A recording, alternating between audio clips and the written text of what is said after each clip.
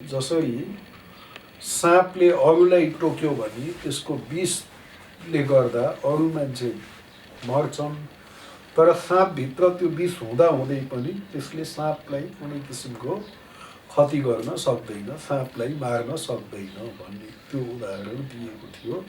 त्यस्तै प्रकारले ब्रह्ममा माया हुँदाहुँदै पनि त्यसले ब्रह्म तत्त्वलाई केही असर पार्न सक्दैन, अथवा ईश्वरको मनलाई त्यसले भ्रमित गर्न सक्दैन, त्यो समष्टि मनलाई भ्रमित गर्न सक्दैन, तर व्यष्टि मनलाई चाहिँ त्यसले प्रभाव पार्न सक्छ। अब अगाडि पढौँ। देश कालातीत जगत कारण के साथ परिचित होने का प्रयास ही साधन है। अतः यह स्पष्ट है कि जगत के बारे में हमारी धारणा तथा अनुभूति आदि ने दीर्घकाल संचित अभ्यास के फलस्वरूप वर्तमान आकार को धारण किया है, एवं उसके संबंध में यथार्थ ज्ञान को प्राप्त करने के लिए हमें अब नाम रूप देश काल मन बुद्धि आदि जगत के अंतर्गत सभी विषयों के अतीत जो पदार्थ है उससे परिचित होना पड़ेगा।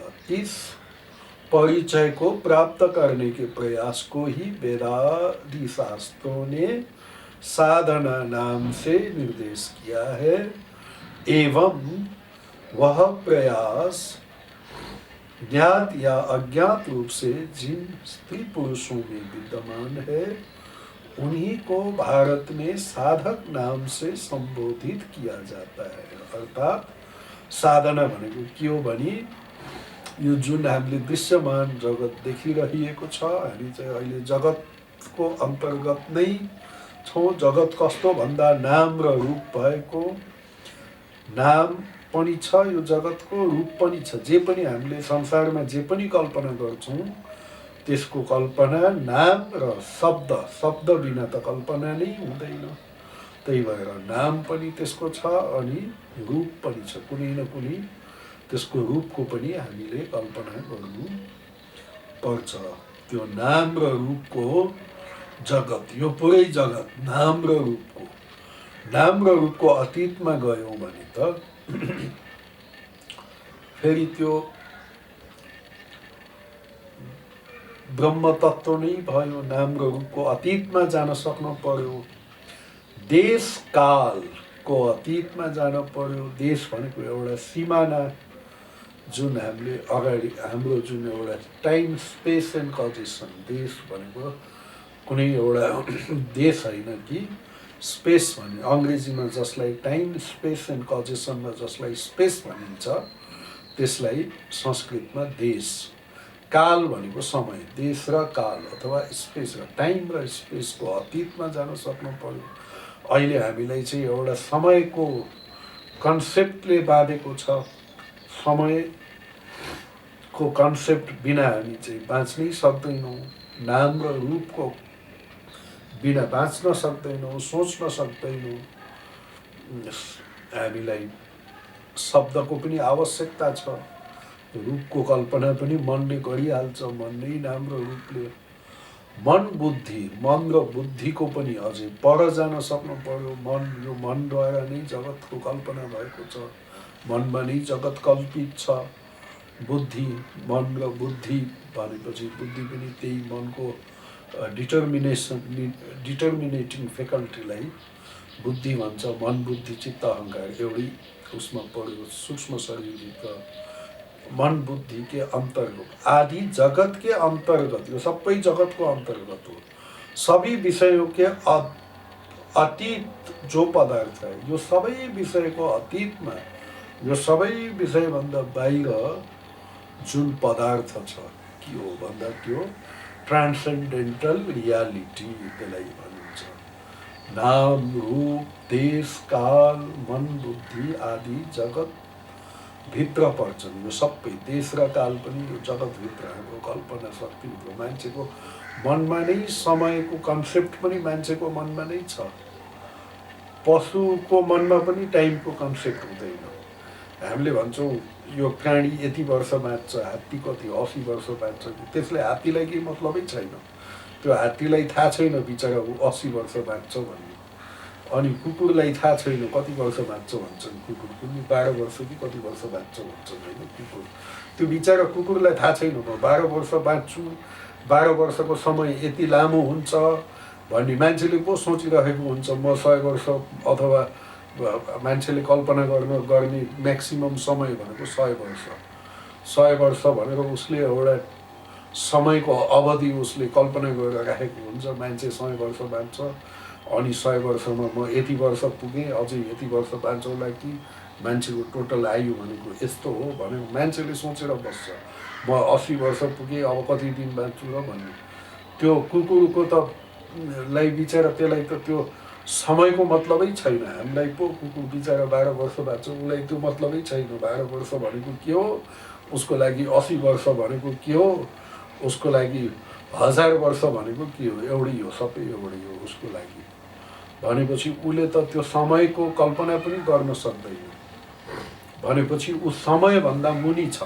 फेरि कुकुर बन्नु होइन, टाइम र स्पेसको, देश र कालको अतीतमा जानु भनेको पशु योनिमा जानु, जहाँ चाहिँ देश र कालको कन्सेप्ट नै हुँदैन, त्यो होइन। किनभने पशुमा त मृत्युको भय त छ। फेरि पशुलाई छुँदा मृत्युको भय, यो सबै आहार निद्रा, यो इन्स्टिङ्क्टहरू छ। उसलाई डर त छ, उसलाई कसैले हान्देला कि, कसैले मार्ला कि, कसैले आक्रमण गर्ला कि भन्ने, अथवा कतै ठोकेला कि भन्ने, उसको त्यो डर भन्ने कुरा त पशुको मनमा त हुन्छ। पशुमा त्यो डर भन्ने कुरा हुन्छ।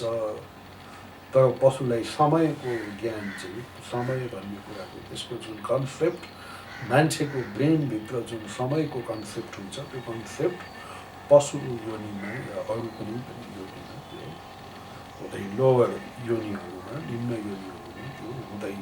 मान्छेमा चाहिँ यो यति हो, यो यति वर्ष, यति लामो हुन्छ, यो हुन्छ भनेर त्यो मान्छेले एउटा मात्रा, एउटा मेजरमेन्ट आफ्नो मनभित्र त्यो बनाएर राखेको हुन्छ। उसले वर्तमान, अनि भूतकाल, वर्तमानकाल, भविष्यकाल, प्रेजेन्ट, पास्ट, फ्युचरहरूको कल्पना, त्यो सबै मान्छेको मनमा हुन्छ। त्यही भएर पशुलाई त्यस्तो कति बाँच्छु, कति के गर्छु भन्ने त्यो पशुको उसमा चाहिँ हुँदैन। त्यसलाई टाइमको मतलब हुँदैन। तर त्यही टाइम पनि एउटा इल्युसन हो। त्यो टाइम पनि, समय पनि एउटा इल्युसन हो। र त्यो समयभन्दा पनि त्यसलाई पनि ट्रान्सेन्ड गरेर नित्य वर्तमान भनिन्छ जसलाई। फ्युचर भनेको पनि यही वर्तमानमा छ, पास्ट भनेको पनि यही वर्तमानमा छ, नित्य वर्तमान मात्रै भयो भने कुनै कम्पेरिजन हुँदैन। त्यो के हो, त्यसको अब अनुभूतिको विषय हो। त्यही भएर त्यो देशकालभन्दा पनि त्यसलाई पनि ट्रान्सेन्ड गर्न सक्नु पर्यो। यो दृश्यमान जगतमा चाहिँ पनि देखिन्छ नाम रूप, त्यो दुईटा हटाइदियो भने के रहन्छ। जस्तो सुनबाट बनेको गहना, सुनबाट यदि गहना बनेको छ भने हामीले त्यसलाई भन्छौँ घाँटीमा लाउने नेकलेस भन्छौँ। अब नेकलेस रूपलाई र नेकलेस नामलाई, त्यो गहनाको जुन रूप छ, आकार छ, त्यो नेकलेस, त्यसलाई हामीले ट्रान्सेन्ड गऱ्यौँ र नेकलेस भन्ने नामलाई ट्रान्सेन्ड गर्ने बित्तिकै हामी त सुन तत्त्वमा पुग्छौँ। त्यसरी नै नाम र रूपको पर जान सक्यौँ भने त्यही तत्त्वमा नै हामी पुग्न सक्छौँ। देश र काललाई ट्रान्सेन्ड गर्न सक्यौँ, यो विचारद्वारा नै गर्न सकिन्छ। देश र काललाई ट्रान्सेन्ड गर्नु भनेको त्यो टाइम मेसिनमा चढेर कतै उसको मनको स्पिडमा या लाइटको स्पिडमा कतै त्यहाँबाट बाहिर निस्कनु, त्यसरी निस्किन सकिँदैन। त्यो विचारद्वारा, ज्ञान विचारद्वारा, श्रवण, त्यसपछि मनन निधिध्यासनद्वारा, विचारद्वारा त्यो टाइम र स्पेस, देश र कालको अतीतमा जान सकिन्छ। तर विचार भनेपछि त फेरि नामको कुरा आयो, त्यसमा शब्द त छ, तर त्यसको लागि विचारको नै आवश्यकता हुन्छ। अर्थात् मनन र निधिध्यासन गर्दै गर्दै फेरि त्यसलाई ट्रान्सेन्ड गर्न सकिन्छ त्यो कुरालाई, अथवा ध्यानको माध्यमबाट पनि जान सकिन्छ। ध्यानमा लीन भएर समाधिमा लीन भयो भने त्यो पनि गर्नुहोस्, त्यो पनि एउटा बाटो हो। धेरै विवेकानन्दले भनेका मुख्य रूपमा भक्ति योग, कर्मयोग, राजयोग र ज्ञान योग। राजयोग भनेको ध्यानको माध्यम, ज्ञान योग भनेको विचारको माध्यम, कर्मयोग भनेको निष्काम कर्मको बाटो, अनि भक्ति योग भनेको भगवानको सम्पूर्ण रूपमा शरणागत हुनु। कुनै पनि बाटाहरूलाई समातेर हामीले त्यो नाम र रूपलाई ट्रान्सेन्ड गर्न सकिन्छ। त्यही भएर त्यसको लागि मनुष्य योनिको आवश्यकता छ। मनुष्य योनि नभएसम्म यो केही पनि कुनै पनि यो चारवटा बाटोलाई समातेर यो ट्रान्सेन्डेन्टल रियालिटी भगवत तत्त्व प्राप्त गर्नको लागि मनुष्य योनिको नै आवश्यकता छ। पशु योनिबाट पनि त्यो हुन सम्भव छैन, किनभने उसको त अहिले टाइमको कन्सेप्टै डेभलप भएको छैन भने त्यसलाई ट्रान्सेन्ड कसरी गर्ने, जुन कुरै छैन त्यसलाई कसरी त्याग गर्ने भने जस्तो, भिखारीले के त्याग गर्ने भने जस्तो। त्यस्तै प्रकारले मनुष्य योनिको आवश्यकता छ। त्यस मनुष्य योनिमा विचारको माध्यमबाट, विचारको पथबाट, अर्थात् ज्ञान योगको पथबाट, भक्ति योगको पथबाट, कर्मयोगको पथबाट, अथवा ध्यानको पथबाट, ध्यान योग अर्थात् राजयोगको पथबाट कुनै पनि एउटा पथलाई समातेर हामी चाहिँ त्यो परब्रह्म तत्त्वमा पुग्न सकिन्छ। र त्यो परब्रह्म तत्त्वमा पुग्ने प्रयास नै जानेर होस् या नजानेर, त्यो परब्रह्म तत्त्वमा पुग्ने प्रयास नै साधना हो। साधन त्यसैलाई भनिन्छ। अनि जसले त्यो परब्रह्म तत्त्वमा पुग्ने प्रयास गर्छ त्यो व्यक्ति साधक हो। यसको लागि मनुष्य शरीर नभइकन सम्भव छैन। पशु योनिद्वारा यो तत्त्व प्राप्त अर्थात् परब्रह्म तत्त्वमा पुग्नु, भगवत तत्त्व प्राप्त गर्नु, ईश्वर तत्त्व प्राप्त गर्नु, यो चाहिँ अरू कुनै योनिद्वारा सम्भव छैन। त्यही भएर हाम्रो यो जुन मनुष्य योनि छ, यो मनुष्य योनि अत्यन्तै मूल्यवान छ। किन भन्दा अरू कुनै योनिबाट त्यो सबै कुरालाई ट्रान्सफर गरेर आफ्नो स्वरूपमा प्रवेश गर्न सकिँदैन। त्यसको लागि मनुष्य शरीर चाहिन्छ र मनुष्य शरीर त हामीलाई प्राप्त भइसकेको छ। मनुष्यत्वम मुमुक्षत्वम महापुरुष संश्रयः त्रिविधम के छ, विवेक चूडामणिमा छ। विवेक चूडामणिमा दुर्लभम त्रयमेवैत देवानुग्रह त्यस्तै के छ त्यो विवेक चूडामणिमा, अर्थात् तीनवटा कुराहरू अनुग्रह कारकम देवानुग्रह कारकम के छ त्यस्तै, अर्थात् तीनवटा कुराहरू अत्यन्तै दुर्लभ छन् र भगवत कृपाद्वारा नै त्यो सम्भव छ। त्यो के हो भन्दा मनुष्यत्वम मुमुक्षत्वम महापुरुष संश्रय, अर्थात् महापुरुषको आश्रय मनुष्यत्व। सबभन्दा पहिला नभई हुने त मनुष्यत्व, मनुष्य योनि हुनै पर्यो, मान्छे भएर जन्मनै पर्यो। अनि मुमुक्षत्व भनेको मोक्षको इच्छा, त्यही जुन कुरा भनियो, अर्थात् इस परिचयको प्राप्त गर्नेको प्रयास गर्नु, त्यो देशकालको अतीतमा गएर स्वरूपलाई प्राप्त गर्ने जुन पदार्थ छ, देश र कालको अतीतमा, नाम र रूपको अतीतमा जुन पदार्थ छ, त्यसलाई प्राप्त गर्ने इच्छा जुन हो, प्रयास जुन हो, त्यो प्रयासलाई साधना भनिन्छ। र त्यो प्रयास म यो तत्त्व प्राप्त गर्छु भनेर जब त्यो इच्छा मनमा प्रकट हुन्छ, मैले त्यो मेरो स्वरूपलाई पहिचान्छु, मैले त्यो ब्रह्म तत्त्व, भगवत तत्त्वलाई प्राप्त गर्छु भनेर जब मनमा इच्छा जागृत हुन्छ, किनभने सबै मान्छेको मनमा त्यो इच्छा जागृत हुँदैन।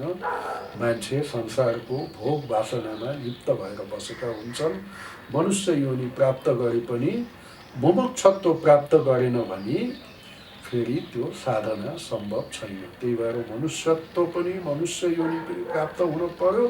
मुमुक्षत्व अर्थात् भगवत तत्त्व प्राप्त गर्छु भन्ने मनमा इच्छा पनि हुन पर्यो र फेरि त्यसको लागि महापुरुष कुनै गुरु कृपा पनि हुन पर्यो, गुरुको आशीर्वाद त्यो पनि हुन पर्यो। यदि तीनवटा भयो भने महापुरुष भनेको एकदम ठिक जसलाई सद्गुरु भनिन्छ। सद्गुरु भनेको अहिलेको त्यो नामले सद्गुरु होइन, प्रचलित नामले सद्गुरु होइन कि सद्गुरु भनेको जस्तो चाहिँ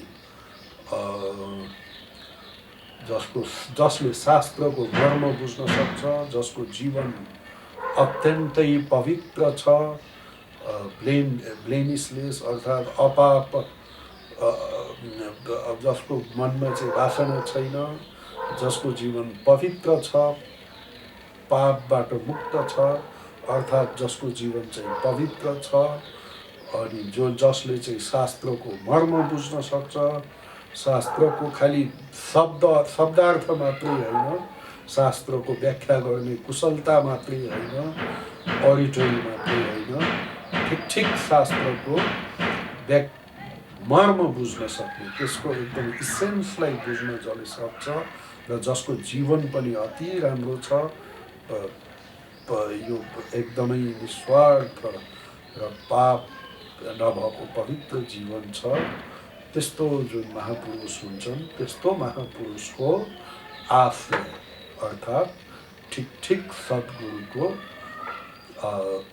जुन आश्रय हो जो हुन्छ त्यो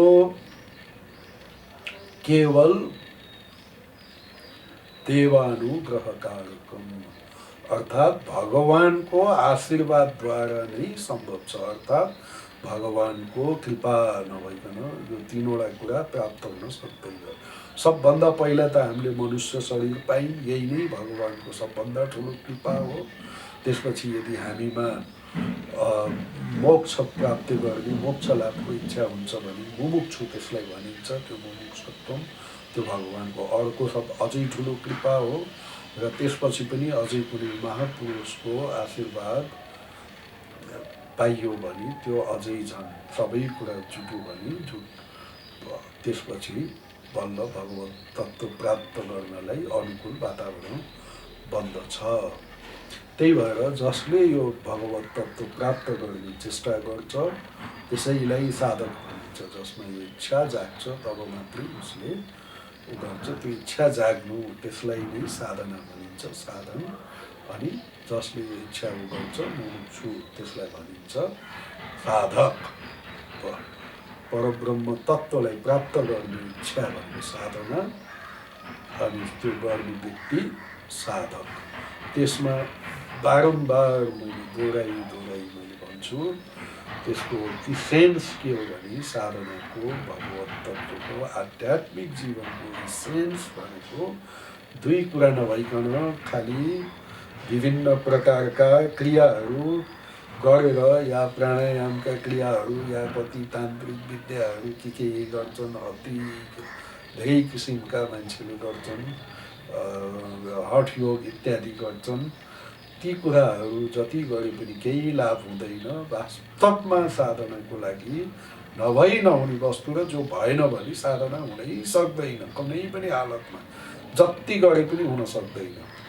त्यो गर्नु भनेको त्यो दुईटा कुरा नभइकन साधनामा जति लागे पनि त्यो गर्नु भनेको कस्तो भने एउटा जहाज एङ्कर्ड छ, त्यसको त्यो के भन्छ, एउटा सिक्रीले बाँधेको छ कतै, त्यो एङ्कर्ड बोट भन्छ, एङ्कर्ड सिप अथवा एङ्कर्ड बोट, जसको चाहिँ खसालिएको छ, जसले गर्दा त्यो जहाज अगाडि जान सक्दैन। त्यसलाई एङ्कर भन्छ। जस्तो गाडीलाई पार्क गरेको भने जस्तो ब्रेक लगाएर गाडीलाई पार्क गरेको भने जस्तो जहाजलाई एङ्कर गरिने भनिन्छ। त्यो एङ्कर्ड बोटलाई यदि हामीले खियाको छ त्यो ढुङ्गा जसलाई चाहिँ किनारमा बाँधिएको छ अथवा चेन खसालिएको छ, त्यो त्यहाँबाट अगाडि जान नसक्ने अवस्थामा हालेर त्यो बोटलाई, त्यो ढुङ्गालाई हामीले खियाको छ दिनभरि बसेर खियाए पनि मान्छे थाक्छ, तर त्यो बोट त्यहाँबाट अगाडि समुद्रमा जान सक्दैन, त्योभन्दा अगाडि नदीमा अथवा नदी पार हुन सक्दैन। त्यो जस्तो जहाँ छ त्यहीँको त्यही छ, त्यही नै रहन्छ, दिनभरि खियाए पनि जहाँको त्यही हुन्छ, त्यहाँबाट अगाडि बढ्दैन। त्यस्तै प्रकारले ती दुई कुराहरू जसको बारेमा रिपिटेडली यहाँ पनि आइरहेको छ, त्यो हो एउटा विवेक, अर्को वैराग्य। विवेक र वैराग्य, यो दुईटा कुरा भएन भने साधना सम्भव नै छैन। विवेक भनेको नित्य अनित्य वस्तु विचार, कुन वस्तु नित्य हो, कुन वस्तु अनित्य हो, कुन वस्तु प्राप्त योग्य हो, पर्मनेन्ट हो, हमेशा रहिरहने वाला वस्तु हो, र कुन वस्तु क्षणिक हो, 2 दिनको हो, जुन चाहिँ जसको लागि प्रयत्न गर्न योग्य वस्तु होइन भनेपछि त्यो सबभन्दा पहिला त्यो विवेक हुनु पर्यो। यो कुरा नै सही हो, यो कुरा सही होइन, यही कुरा प्राप्य वस्तु हो, यसैको प्राप्तिको लागि चेष्टा गर्नुपर्छ भन्ने त्यो बुझ्ने त्यो मन, त्यसलाई भनिन्छ विवेक। अनि मैले बुझेँ यो कुरा नै प्राप्य वस्तु हो, भगवान नै एकमात्र नित्य वस्तु हो, संसारका अरू वस्तुहरू त अनित्य हुन् भनेपछि त्यो अनित्य वस्तुलाई त्याग्न सक्ने शक्ति, त्याग गर्न सक्ने शक्तिलाई भनिन्छ वैराग्य। यो अनित्य वस्तु हो भनेर त बुझे, तर त्यसैप्रति आसक्ति छ भने त त्यसको त्याग गर्न सकिँदैन, भनेपछि त साधना त भएन। जाने बुझ्दा बुझ्दै पनि फेरि गर्न जे काम गर्न हुँदैन, त्यतैप्रति प्रवृत्ति गयो भने त साधना बन्न सक्दैन। त्यही भएर विवेक र वैराग्य सबभन्दा पहिला, डिस्क्रिमिनेसन एन्ड डिट्याचमेन्ट, यो दुईटा कुरा अति आवश्यक छ। यो दुईटा कुरा भइसकेपछि त्यसपछि चाहिँ ज्ञान र भक्ति, भगवानको भक्ति अनि ज्ञान भक्ति, यो दुईटा कुरा हामीलाई चाहिँ भगवानको चरणमा भक्ति अनि भगवत तत्त्वको ज्ञान, यो दुईटा ज्ञान र भक्ति तब बल्ल सम्भव हुन्छ। त्यही भएर जब स्वामी विवेकानन्द नरेन्द्रनाथ दत्तको रूपमा श्रीरामकृष्णको दक्षिणेश्वरमा श्रीरामकृष्णलाई भेट्न आउनुहुन्थ्यो, त्यो बेलामा जब नरेनलाई श्रीरामकृष्णले काली मातासित गएर प्रार्थना गर्नुभयो संसारका, किनभने नरेन्द्रनाथको पिताजी बोक्नु भएको हुनाले घरमा पारिवारिक आर्थिक अवस्था अत्यन्तै खराब, त्यो बेलामा अत्यन्तै खराब भएको हुनाले, दुई छाक पनि नजुट्ने अवस्था भएको हुनाले के गर्दा ठिक होला, कसो गर्दा ठिक होला भनेर जब नरेन्द्रनाथ दत्तले जब श्रीरामकृष्णलाई तपाईँले काली मातासँग प्रार्थना गर्नुहोस्, तपाईँले त महाकालीसँग कुरा गरिरहनुहुन्छ, तपाईँको कुरा तपाईँले अस्वीकार गर्नुहुन्न भनेर भन्दा जब श्रीरामकृष्णले विवेकानन्दलाई अर्थात् नरेन्द्रनाथ दत्तलाई जब भन्नुभयो, किन तिमी आफै गएर प्रार्थना गर न काली मातालाई, म वचन दिन्छु तिमीले जे माग्नेछौ त्यही कुरा तिमीले प्राप्त गर्नेछौ भनेर जब श्री रामकृष्णले नरेन्द्रलाई पठाउनुहुन्छ काली मन्दिरमा, अनि त्यतिखेर नरेन्द्रनाथ काली माताको अगाडि मन्दिरमा जानुहुन्छ, माताको मूर्तिको अगाडि उभिनुहुन्छ अनि के माग्नुहुन्छ भन्दा, हे माँ मलाई ज्ञान भक्ति विवेक वैराग्य ज्ञान भक्ति दिनुहोस्, यो चारवटा कुरा मागिन्छ। चाहिएको कुरै यही हो। यो भएपछि त ईश्वर तत्त्व प्राप्त भइहाल्यो। ज्ञान भक्ति विवेक वैराग्य नभइकन त साधनामा अगाडि बढ्नै सकिन्न। अनि हामीलाई प्राप्य वस्तु भनेको त भगवानको ज्ञान अनि भगवानप्रति भक्ति, यही कुराहरू हो। ज्ञान भक्ति विवेक वैराग्य दिनुहोस् भनेर प्रार्थना गर्नुहुन्छ। अनि फेरि दक्षिणेश्वरमा श्रीरामकृष्ण बसेको ठाउँमा आउनुहुन्छ। श्रीरामकृष्णले सोध्नुहुन्छ, सोधिस् बाबु, माता काली मातासँग प्रार्थना गरिस् धन सम्पत्तिको लागि भन्नुहुन्छ। अरे मैले त बिर्सेँ, म त त्यहाँ गएर काली माताको अगाडि उभिएपछि त मैले यो जगत त सबै बिर्सेँ, मलाई त केही होसै रहेन, मैले त केवल ज्ञान भक्ति विवेक वैराग्यको लागि मात्रै प्रार्थना गरेँ भनेर जब नरेन्द्रनाथ दत्तले भन्नुहुन्छ, तब श्रीरामकृष्णले भन्नुहुन्छ, जा फेरि जा, गएर अहिले त अब नबिर्सी, गएर यो धन सम्पत्तिको लागि घरको आर्थिक अवस्था सुधार्नको लागि प्रार्थना गरेर आइज भन्नुहुन्छ। अनि नरेन्द्रनाथ फेरि दोस्रोचोटि जानुहुन्छ। दोस्रोचोटि गएर फेरि जसै माताको मूर्तिको अगाडि उभिनुहुन्छ अनि उहाँले फेरि जगत सबै बिर्सनुहुन्छ। हे माता, मलाई केवल ज्ञान भक्ति विवेक वैराग्य दिनुहोस्। अनि त्यसरी प्रार्थना गर्नुहुन्छ गदगद भएर। फेरि त्यहाँबाट फर्केर नरेन्द्रनाथ दत्त आउनुहुन्छ,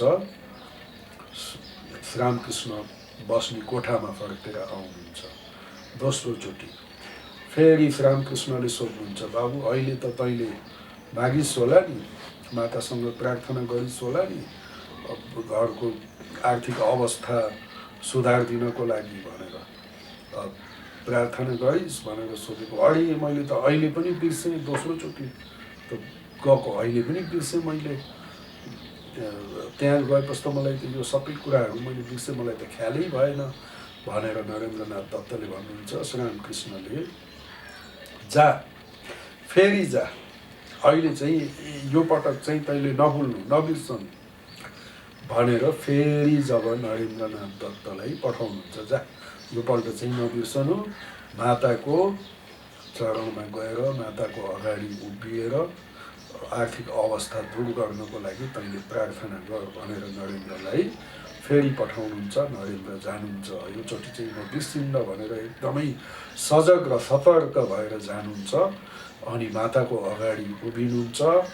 अनि उहाँलाई चाहिँ म आर्थिक सम्पन्नताको लागि प्रार्थना गर्न भनेर, आर्थिक मेरो जुन अवस्था राम्रो होस् भनेर प्रार्थना गर्न आएको हो भनेर त्यो कुरा चाहिँ मनमा ख्याल त हुन्छ, तर त्यहाँ गएर माताको अगाडि उभिएर मलाई पैसा दिनुहोस्, मेरो आर्थिक अवस्था राम्रो गरिदिनुहोस् भनेर त्यो कल्पना गर्दा पनि उहाँ एकदमै लज्जित हुनुहुन्छ।